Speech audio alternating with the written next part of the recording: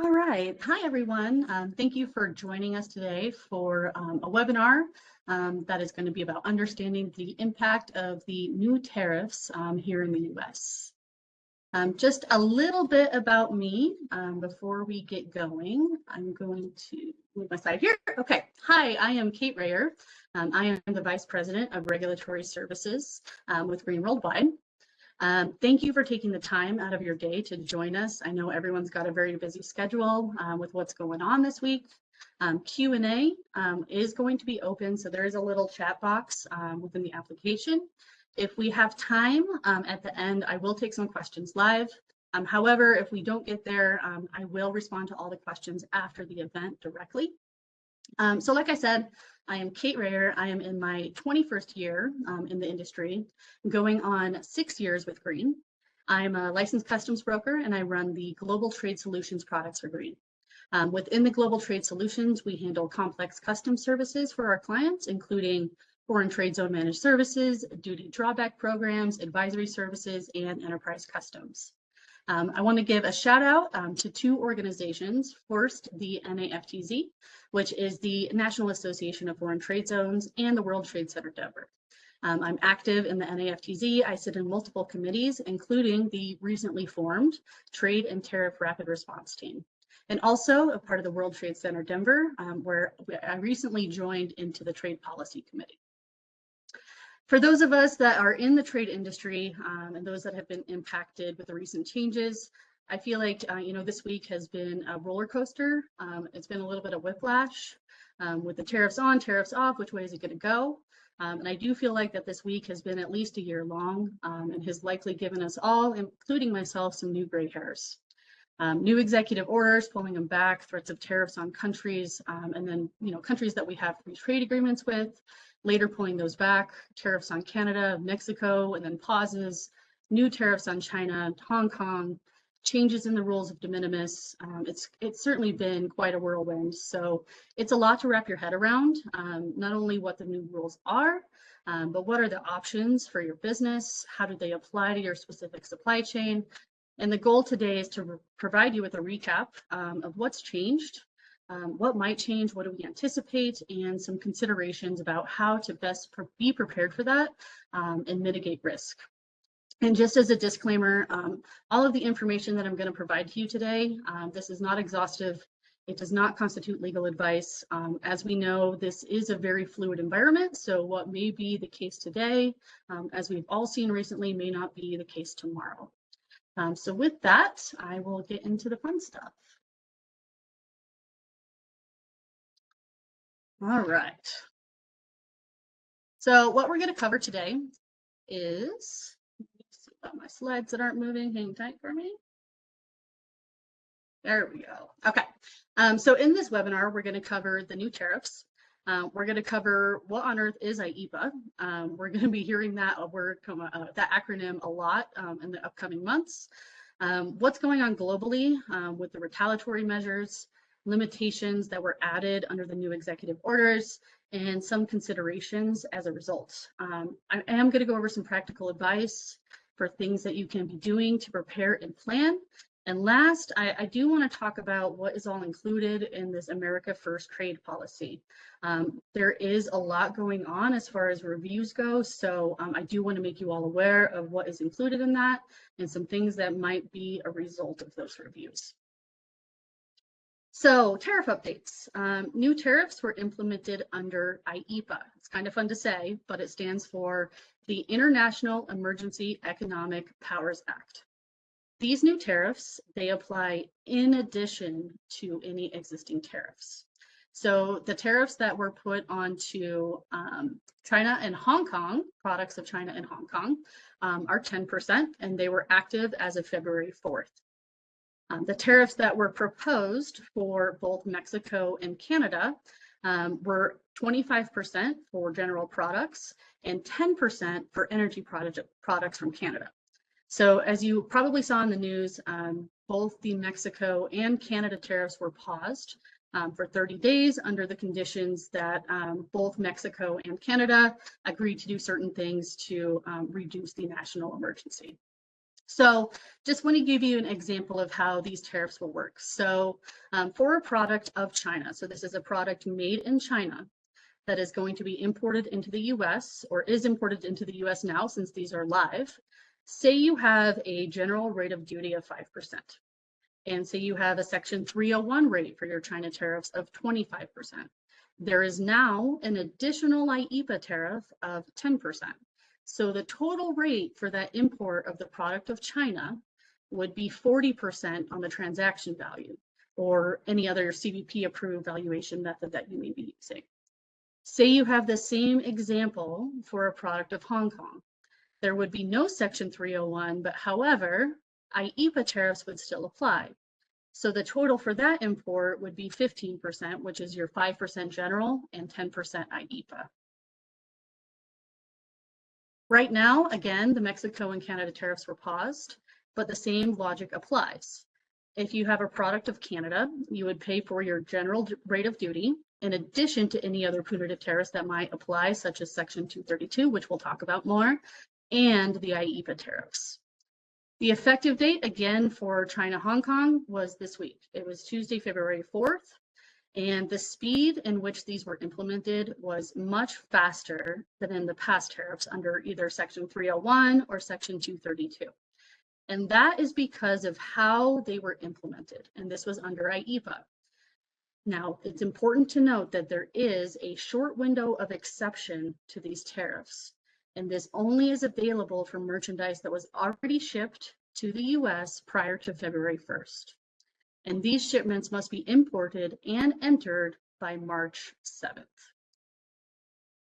It is important that this is very carefully managed to ensure that either the proper IEEPA tariff or the IEEPA exception tariff would be applied to the entry.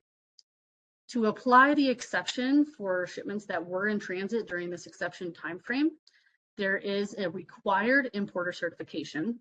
And what this is it's in the form of applying an exemption tariff when completing the entry. So there also may be opportunities that you want to look at capitalizing on. So say you have merchandise that is headed for the US, but you generally clear it at an inland port. Well, there might be an opportunity for you to look at those and clear them at the port of discharge rather than the port of entry being the inland port. What that can do is move up your entry date to ensure that you can meet this exception. Again, monitor the imports really carefully and closely and make these strategic decisions if you do have an opportunity to get under the exception where possible.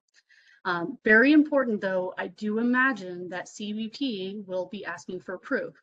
So it's important that it is done correctly. So say you file under this exception tariff, make sure that you either have, bill of lading or tracking data or something to substantiate that the cargo or the shipment meets the exception due to the time frame.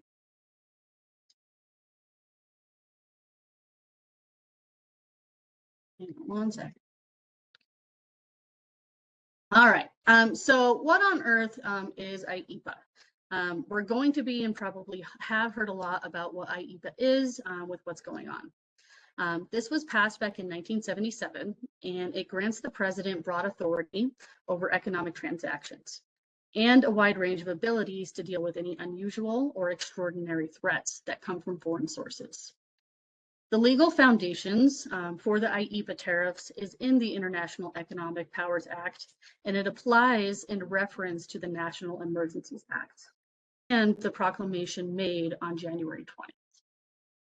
Now, the courts have historically upheld the president's power to take emergency actions when they're related to national security.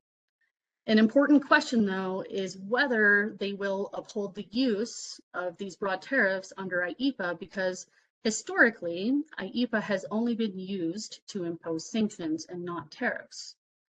For example, as a way it was used to impose sanctions is recently, in 2022, President Biden used the IEEPA to impose economic sanctions on Russia after they launched the war on Ukraine.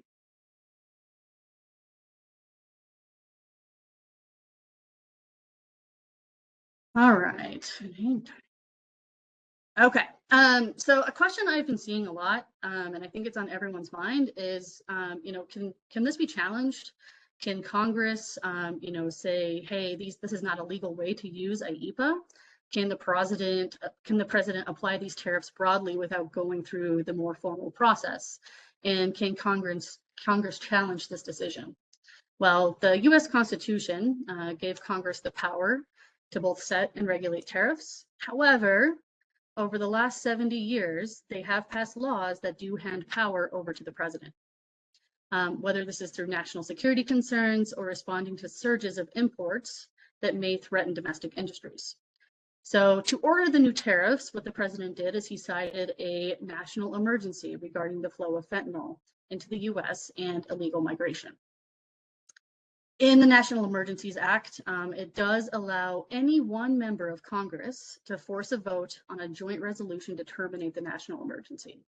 If it's passed, this could force an end to the tariffs. However, it would require a 2/3 majority from Congress to say that the emergency no longer exists.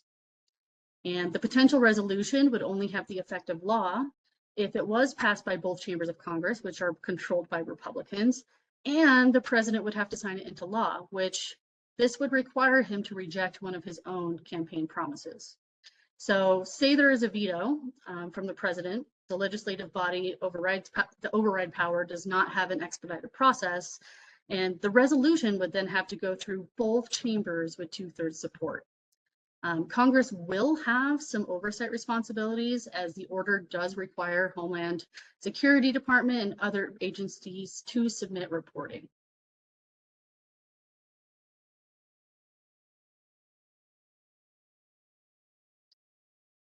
All right, bear with me. All right, National Emergency Declaration and Status. So after submitting the initial report declaring the national emergency, the president is required and must submit additional information every 6 months.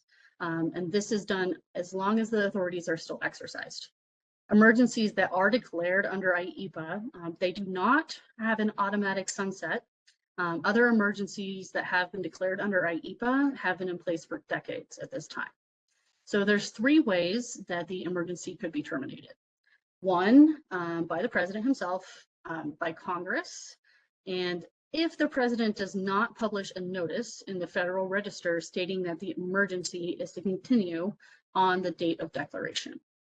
Important to note too, in the executive orders, there was no benchmark set for exactly what needs to happen to make this resolved. What this suggests is that it is up to discretion, that whatever remedies are put in place to remedy this emergency are sufficient. So time will tell.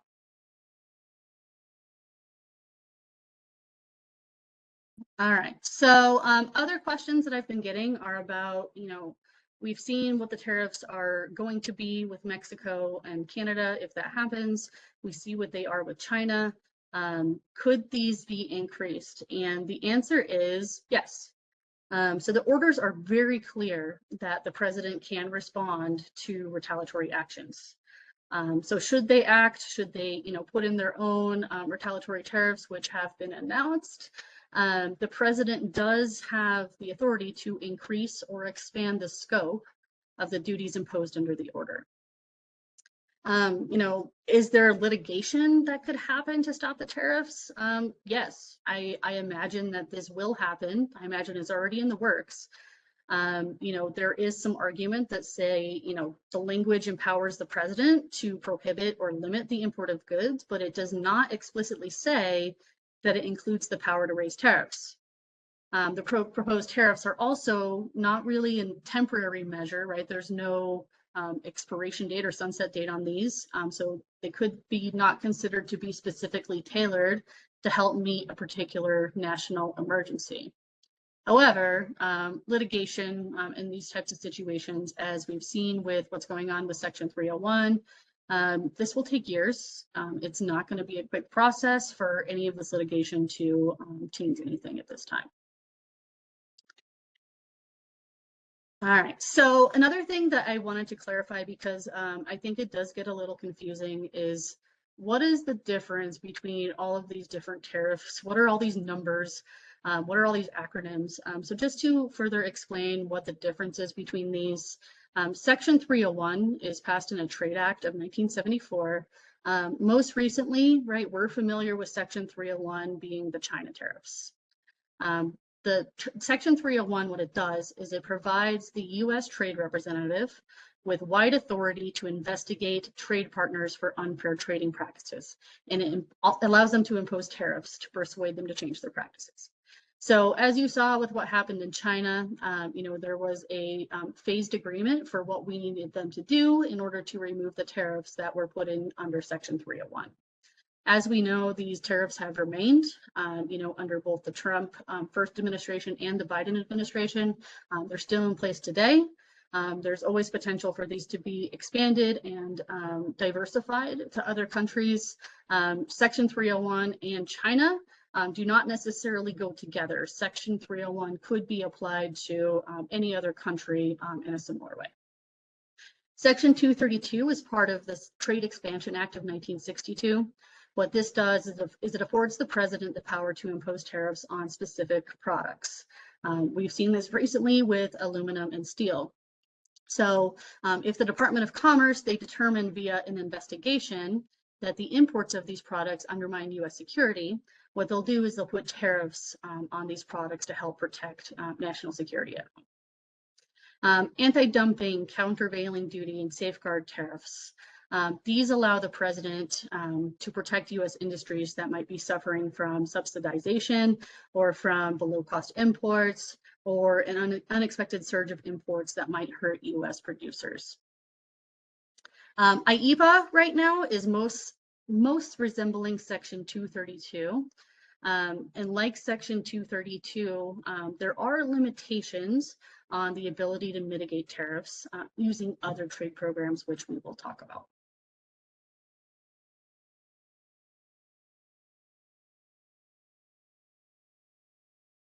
Okay, so what are the retaliatory measures?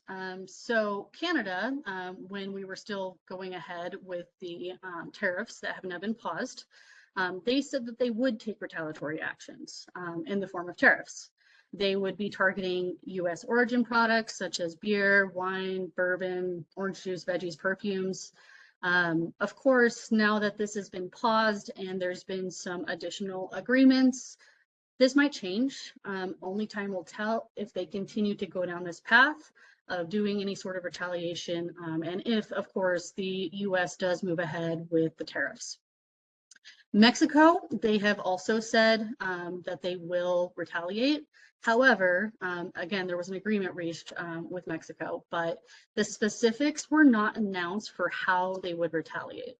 However, in the media, we've seen reports that this could be, U.S. exports of pork, cheese, produce, steel, and aluminum.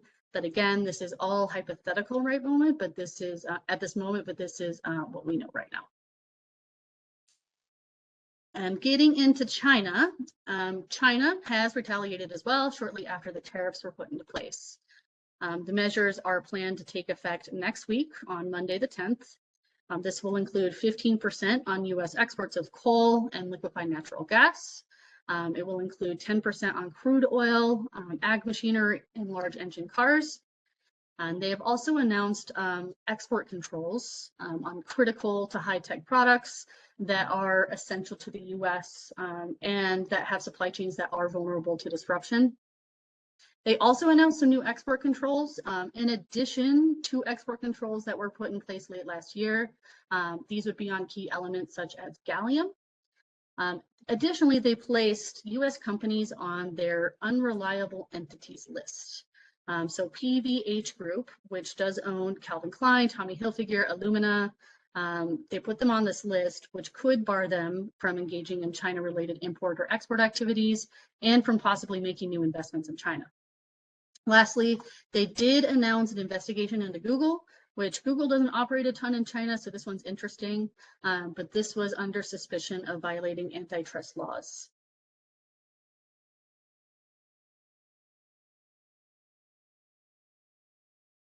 Okay, So getting into more of the specifics and the practicalities of how this will actually work for China and Hong Kong. Again, a 10% tariff is under all products from products of China or Hong Kong.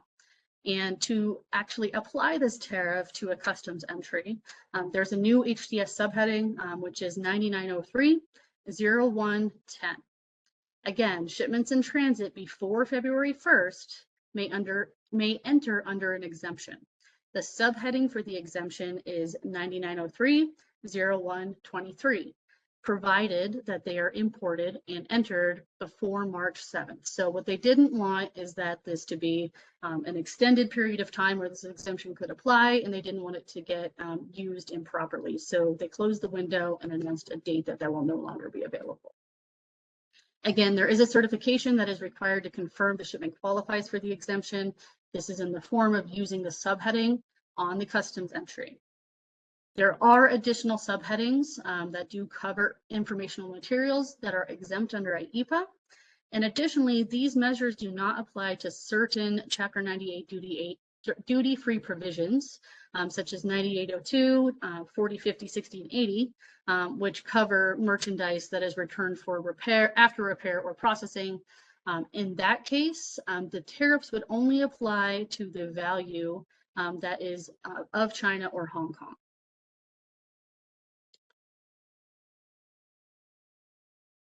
Okay, getting into Canada.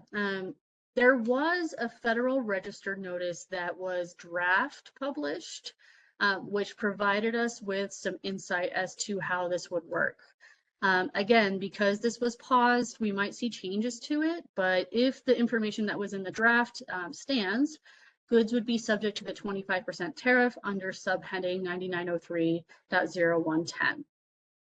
Energy imports are only subject to 10% instead of the 25%, and they would enter under 9903.0113.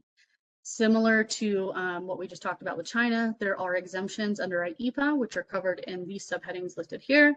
And similar again with Chapter 98 provisions, if they are entered under 9802, 40, 50, 60, 80, those will only be tariffed on the value of the Canadian content.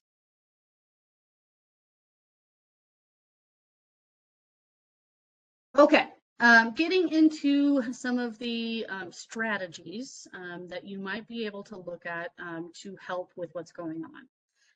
As I mentioned, foreign trade zones is something that we have a lot of experience with here at Green, and I have been getting a lot of questions of, can I use an FTZ for this? Can I use an FTZ for that? So I wanted to talk about kind of what you can and can't do with an FTZ. So merchandise that is subject to the IEEPA tariffs must be admitted to the FTZ under privileged foreign status, unless it's admitted in domestic duty paid status. Privileged foreign status means that the rate of duty and the applicable tariffs is set at the time of admission into the zone, not at the time of entry for consumption into U.S. commerce. For example, generally, for merchandise that is not subject to a trade remedy, zone operators would have the choice of whether to elect what's called privileged foreign status at the time of admission or to admit the merchandise in non-privileged foreign status. The difference between the two is that with privileged foreign, the rate of duty and tariff is set at the time of admission, and with non-privileged foreign, it's set at the time of withdrawal for entry for consumption. This is a great benefit that a lot of zone operators use, especially in the manufacturing space, as there is what's called tariff inversion. And in tariff inversion, they can choose which one is better for them. So they can either elect to pay the rate of duty and tariff that is at the time of admission or at the time of withdrawal. And if you are transforming a product or manufacturing a product within a foreign trade zone, sometimes it is beneficial to pick one or the other. Under IEEPA, that flexibility has been removed. So you can only admit merchandise that is subject to IEEPA under privileged status.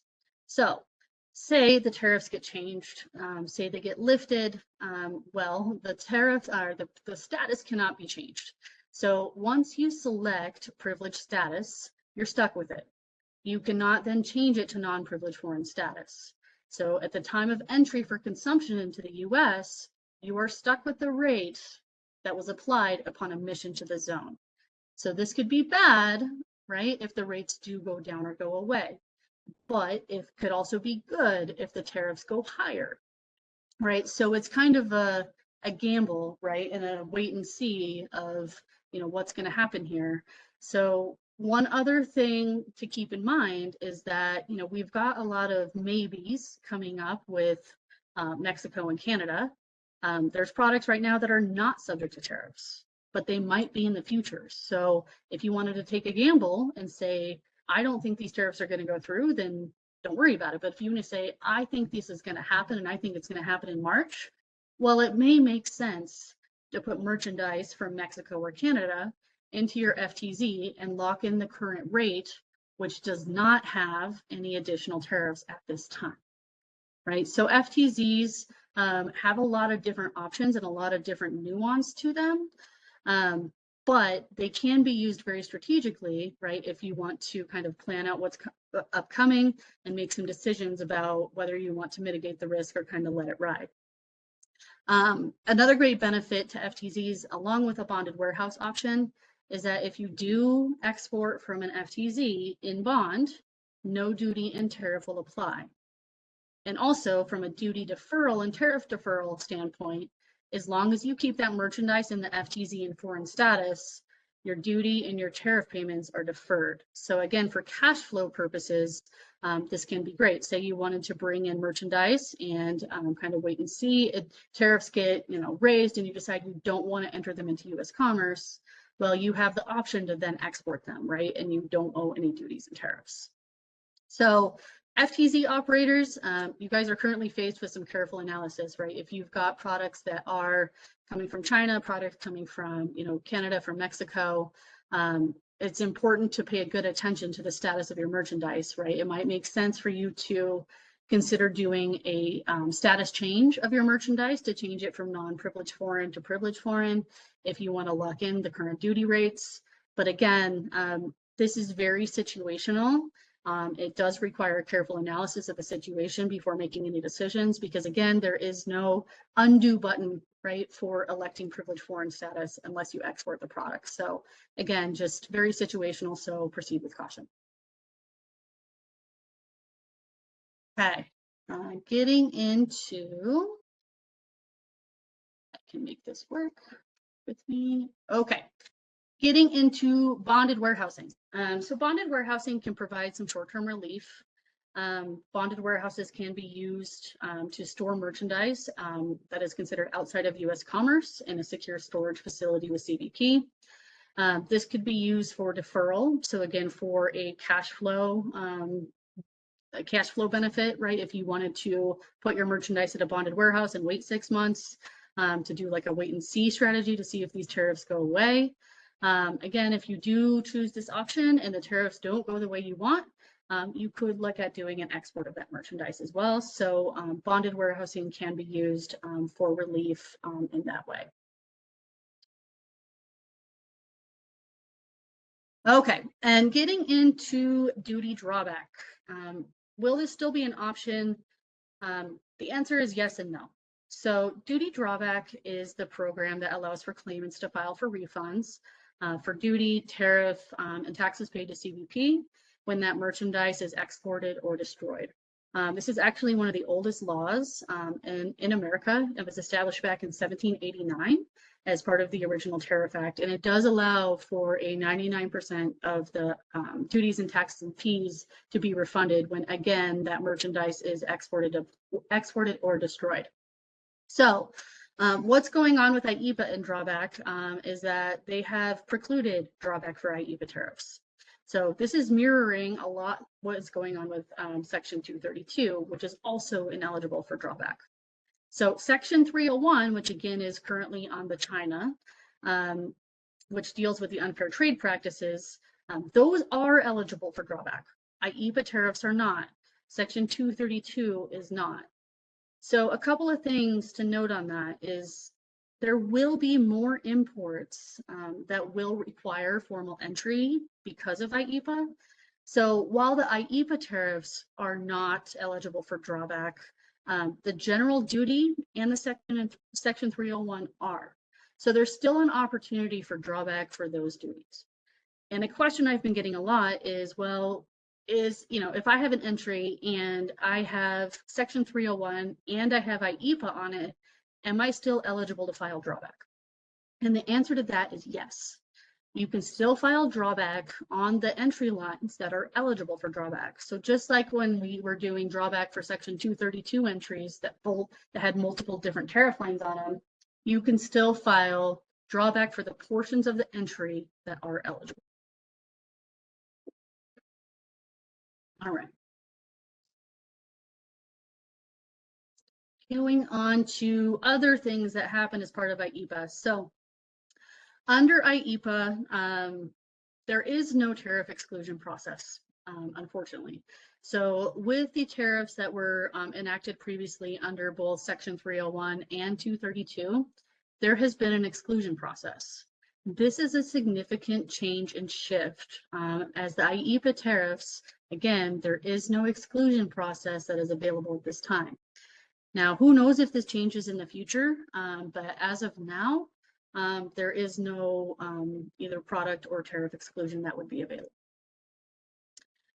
Another big thing that came out of IEEPA was the announcement that de minimis would not be allowable. And de minimis would not be allowable for the countries that are impacted by the orders. So right now, that's China and Hong Kong. So previously, shipments that were valued under $800 were exempt from normal entry procedures. This allowed for a more simplified entry process. It was used by a lot of online and e-com retailers to fulfill orders into the US for US consumers. What this did is it caused a lot of distribution centers to be nearshored, both in Canada and in Mexico. And this whole kind of a loophole, right, of having to pay customs duty and tax on these smaller shipments has now been closed. This has been closed again for products of China and Hong Kong, regardless of where the order was fulfilled. So for an example, if there is a product of China origin and it's being fulfilled in Mexico, that does not matter. It is still ineligible because it is a product of China. So while they are ineligible for de minimis, they are still eligible for entry, but they do have to file a more formal entry process and pay tariff payments and duty payments where owed. So again, this is a pretty big deal. This is very disruptive, which is requiring a lot of companies to change their strategies when it comes to logistics, to determine a path forward for accomplishing how to do this fulfillment in an effective way. Who's going to take ownership over being the importer of record in the US, who's going to be responsible for the duties and the tariffs. So I imagine that we'll see some shifts in this as a lot of this stuff gets figured out, but this was a pretty big fallout in these executive orders that this was going to be closed. Okay. So getting into some practical advice, what can you be doing right now? So now that we know we have increased tariffs, now that we know we have upcoming threats on Mexico and Canada, the president has said that there are others in the firing line, like the EU. Again, I've heard nothing concrete on that. It's just been kind of, what you've been seeing in the media.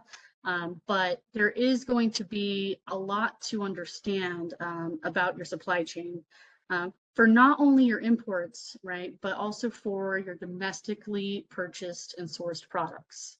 So just because you bought them in the US doesn't mean that, they weren't previously imported before that.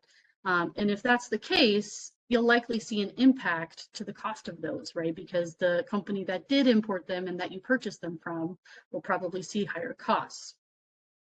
For your imports, have you reviewed how the tariffs will impact these costs, right? Have you done a modeling to say, hey, what happens if Mexico tariff goes through? What happens if Canada tariff goes through? I know a lot of us in the trade environment are getting a lot of questions from executive leadership within our companies.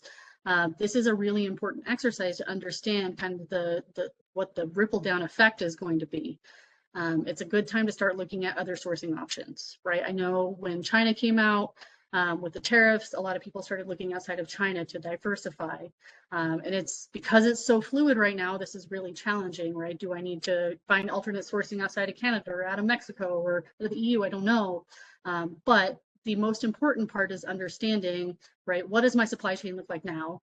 Right? What opportunities do I have? So that way, you know, when these things are coming out, and as you can see, they're coming out quickly, that you have the opportunity to kind of make some decisions and present some findings to leadership to make some action. Another really important part right now is how you're doing your HTS classifications. Obviously, this is always important, right? Proper tariff classification is very, very important, but it determines the general duty rates and the applicable supplemental tariffs, right, in a Section 301 environment. Even though the IEEPA tariffs are currently broad across countries, ensuring that your merchandise is classified correctly ensures that you're paying the right amount to customs, and also it can be used to review any potential tariff engineering opportunities. So again, highly encourage that, you know, if you do have any gaps in your classification process, that you start working to close those. A critical component as well is understanding, you know, your data from an import perspective when it comes to customs. Do you have your import data? If not, I would prioritize that you get that data. There are sources of that data that are really good.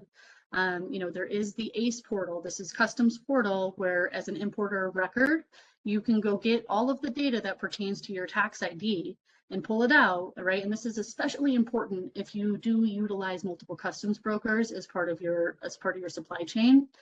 You can see all of this data in one place. Now, it is fairly high level in nature, right? It doesn't get you down to maybe as granularly as your ERP data will, but it does tell you what your current import program looks like as far as duty spend, countries of origin, what tariff numbers are you using. Your customs brokers can also provide you with this data, but again, if you work with more than one, right, you're then going to multiple sources to get that information. But of course, as part of a healthy import compliance program, I suggest you have both. Regularly pull your ACE data, regular request data from your customs brokers to make sure that, you know, number one, that it's compliant, that you're doing your auditing. Make sure that, you know, especially with what's going on with these exemptions, to make sure that these entries are filed correctly. Because if these entries are correct, that's great. But if they're not and you're paying more than you are required, obviously you want to try and get that money back. Last but certainly not least on this one, your customs bonds. So your customs bond needs to be for a minimum of 10% of your annual duty and tax spend. It needs to account for what you anticipate in the future, right? And I know with how fluid this is, with are these tariffs going to apply or are they not? And where are they coming from? What's the amount? This is really, really challenging. But what I don't want to happen is for kind of the customs bond to be a set it and forget it, because this does need to be actively kept sufficient. If your customs bond does go insufficient, you'll get a notice from customs. That notice from customs will then require you to replace that bond pretty quickly. So again, I would suggest that, you know, as part of this holistic data analysis that you all are doing, that you don't leave your customs bond off of that list. Okay, let's see here. Next up, country of origin is more important than ever. Of course, it's always been important, but because these IEEPA tariffs are based on country of origin, it's critical that this is correct. These tariffs are using the principles of what's called substantial transformation.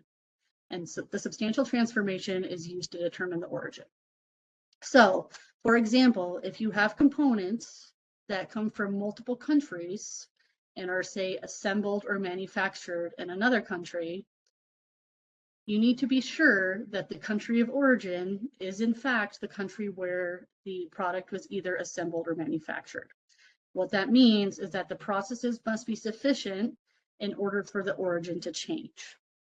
Okay, so we have seen cases, right, where customs does say, you know, I'm sourcing my components from this country and this country, and I'm manufacturing it in a third country, and they say, well, your country of origin is actually the first country that you're sourcing one of the components. So it's not always clear cut, right, where the country of origin is. It's not always the country of production or assembly. So again, just be sure you've done your due diligence on this, because this can affect whether you're paying these tariffs or not. And of course, make sure it's right. Circumvention is not a good thing, right? The CBP scrutiny is just going to continue to increase. They're going to be looking out for transshipments. They're going to be looking out for circumvention efforts. Ultimately, right, importers are responsible for this.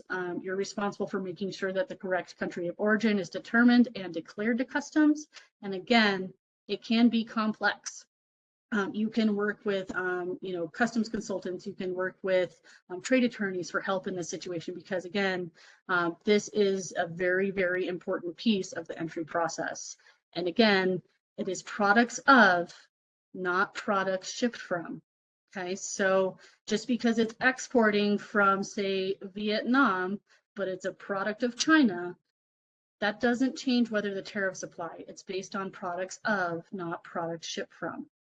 Okay, so if the product is made in one of the impacted countries and that's the country of origin, that's how you know the tariff applies. Okay, and considering whether a product's country of origin can be legally reclassified, including through tariff engineering, right? Consult with the trade experts again, consult with legal counsel, ensure the compliance with CBP regulations, because again, relying on a third party, including a customs broker, does not fully eliminate your liability as the importer of record. And last but not least, record keeping. Maintaining detailed records has always been important. It's of course important now, but because this is such a fluid situation, you know, again, this is a big maybe. Future actions may create refund opportunities, right? Things do change, as we're all seeing right now. So keeping solid records of what's going on as far as, you know, tariffs that you are paying, making sure you're getting your entries from your customs brokers, making sure you're keeping those, that you're auditing them, will go a long way for if there is an opportunity in the future to recover some of these tariffs that you're paying. Okay. All right, and just a few more things. Reviewing Incoterms is also really important. You know, are you shipping in a DDP environment? So if you are, there's a possibility that you might be able to compliantly reduce your value that you're reporting to CBP. So for example, in a DDP environment, which is, you know, where the it's basically an all-in charges, right? You might be able to reduce the entered value, to reduce the duty cost, to reduce the freight cost, to reduce the insurance cost that you might be paying. So again, reviewing your Incoterms will be a good way to make sure that you're not paying more than you have to. Now, if you do go this route, you always want to keep a record of how this was determined, right? So if you say, hey, the commercial invoice value is $10,000, but I'm reporting $7,500 because I am deducting the freight cost, well, you need to have record that that was the actual amount of the freight cost. That you can't just use a guesstimate or an estimate for that number. You need to know exactly what that number is and be able to provide it should you be asked. Okay. So other thing to consider is, you know, do you have any long-term agreements with your suppliers regarding any contracts or pricing terms? Just it might be time to start having conversations about the maybes, the what ifs, and the things that have happened. Because there again might be some shifting in how that is approached. So just something to keep in mind. And again, I just want to reiterate this, expect scrutiny from CBP, right? They're going to be ratcheting up enforcement on these types of things to make sure that they're getting the tariffs that are owed. So again, avoid any schemes. Don't non-compliantly reduce your import value. Don't try and manipulate the country of origin to get out of the tariffs. And again, I don't think anyone is going to do that. It's just something I wanted to just point out, is just make sure that any sort of creative options that you're looking at are compliant. So last but not least, I mentioned this at the beginning, but I'm very active and Green is very active in different trade associations and different groups. I encourage everyone to do the same. There are local groups, there are national groups for both importers, exporters, foreign trade zones, compliance groups. Participate in those, right? I think getting your voice heard, finding out what other companies are doing to strategize, getting the latest information, especially because it's so fluid, is really important right now. So I encourage that, where you can actively participate, that you do. And again, lastly, just understand we really have been seeing rapid policy shifts. Like I said, I think I have at least 10 new gray hairs after this week. I encourage everybody to just take a breath, stay calm, understand that these changes, they may come on rapidly, but as far as strategy goes, especially when you're dealing with customs compliance, to just be strategic about it. Make sure that it's checking all the compliance boxes, but do use these trade programs that are available to you, right? So just, again, take a breath, because this is definitely an interesting time and a wild ride that we're on. Okay. So last but not least, what's going on with the America First trade policy? So on January 20th, the America First trade policy was published. This required a very large and intensive review of many different areas of trade. And all of those reports are due in April, which is either on April 1st or April 30th. What's in there is a strategic review of trade agreements, tariffs, trade practices, a focus on boosting American economic growth, national security, job creation. And within there, I'm going to hit on a couple of these because this is a lot, but we will be sending out this presentation after so you can read through it.